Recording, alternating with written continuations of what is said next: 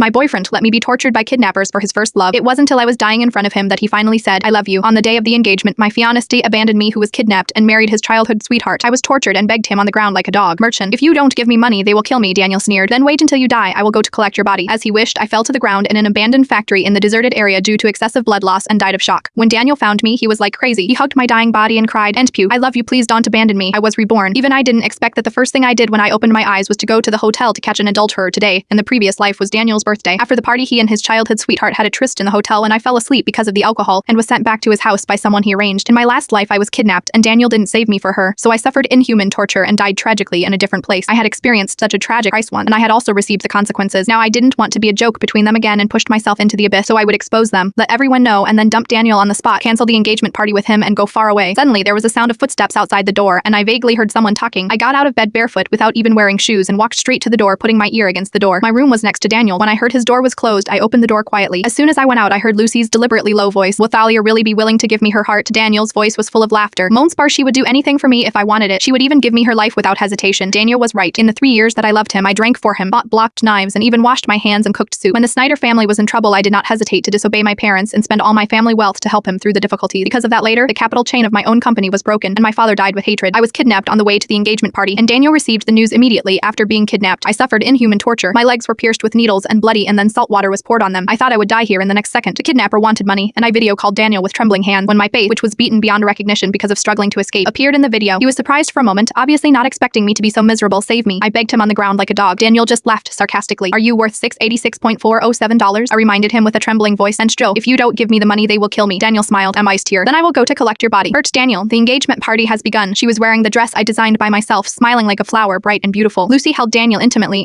Don't keep the guests waiting for too long. "Okay, I will listen to you." The phone was hung up immediately, and the kidnappers pulled my hair and dragged me to the corner in anger. They kept kicking my legs that had long been numb from pain and kicked my empty stomach, as if I was not important to Daniel and it was my fault that he abandoned me. During the 3 years of pestering Daniel, he never responded to my love and was cold and heartless to me from beginning to end, but I still did not hide my love for him. I thought that even if he was tired of me, he stayed by my side and agreed to get engaged to me because he was grateful and moved by me. At this moment, I realized that from beginning to end, I was just a chess piece that he discarded like a worn-out shoe. I lay on the ground with a dead heart. The former Thalia gradually died. The bright and beautiful Thalia, who loved him like fire, died. Daniel killed her with his own hands. What if she doesn't want to give it? Lucy's voice pulled me back from my memories.